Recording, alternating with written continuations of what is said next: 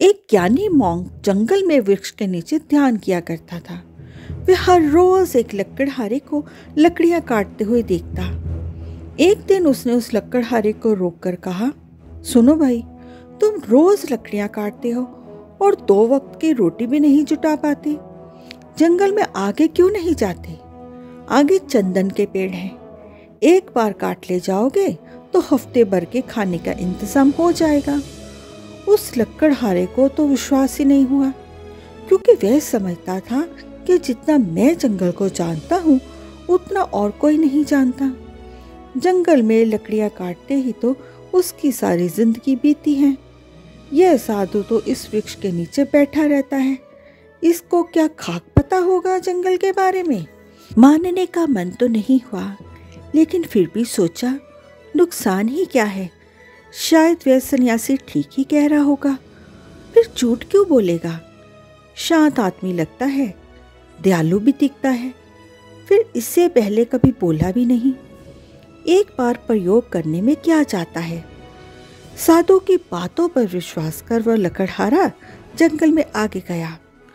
जब वो वापस लौटा तो साधु के चरणों में सिर रख दिया और कहा, मुझे माफ करना, मेरे मन में बहुत संदेह आया था, क्योंकि मैं सोचता था कि मुझसे ज़्यादा इस जंगल के बारे में कौन जानता है। मेरा बाप लकड़हारा था, उसका भी बाप लकड़हारा था। हम इस जंगल में लकड़ियाँ काटकर गुजारा करते आए हैं। कभी सोचा ही नहीं था कि इसके आगे कुछ और भी हो सकता है।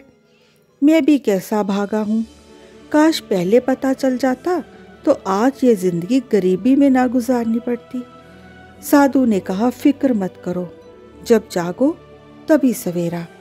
अब जाओ और जाकर चंदन की लकड़ियां काटो। अब लकड़हारे के दिन बड़े मज़े से गुजरने लगे। एक दिन लकड़ियां काटता तो 7-8 दिन जंगल जाने की ज़रूरत ही नहीं पड़ती।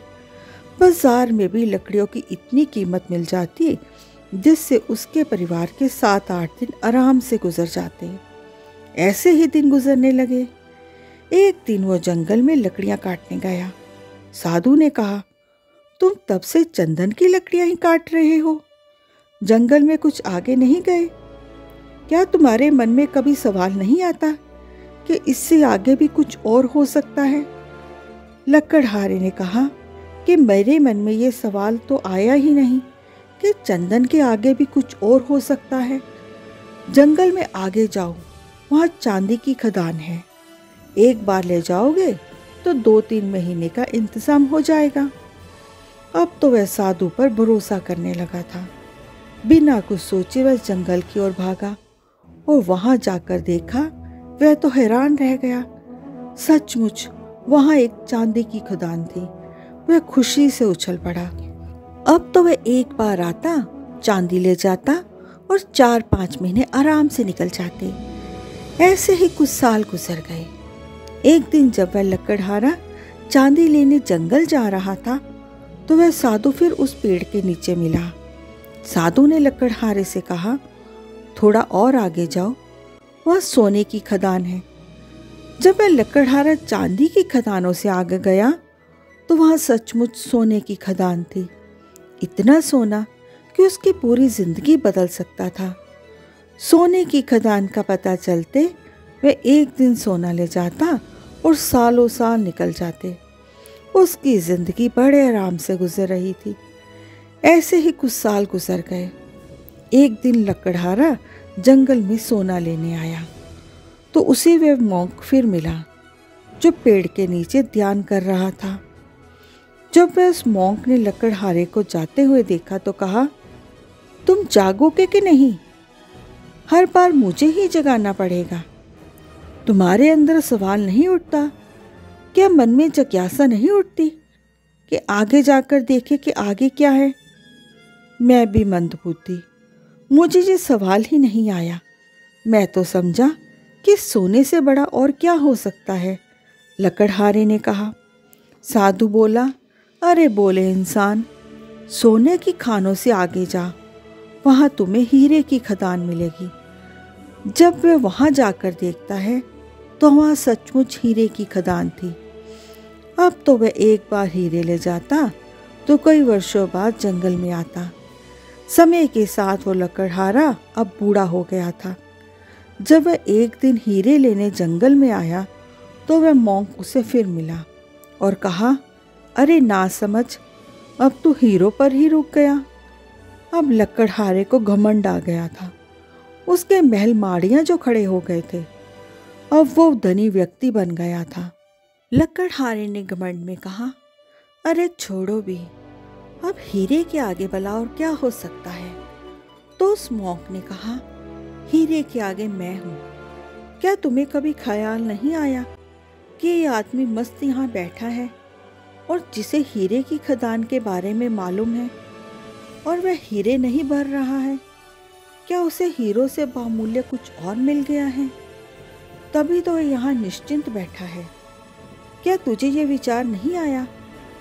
उस साधु की बात सुनते ही वो लकड़हारा रोने लगा और उस ज्ञानी मॉन्क के पैर पकड़कर कहता है कि मैं भी मूर्ख हूँ।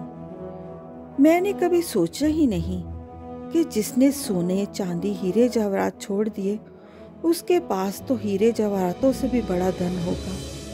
मैं जानना चाहता हूँ कि तुम्हारे पास वो कौन सा बड़ा धन है जिसके सामने दुनिया की ये सारी दौलत छोटी है। लकड़हारे की बात सुनकर साधु कहता है, वही तो मैं तुम्हें बताना चाहता हूँ। उस धन का नाम है ध्यान।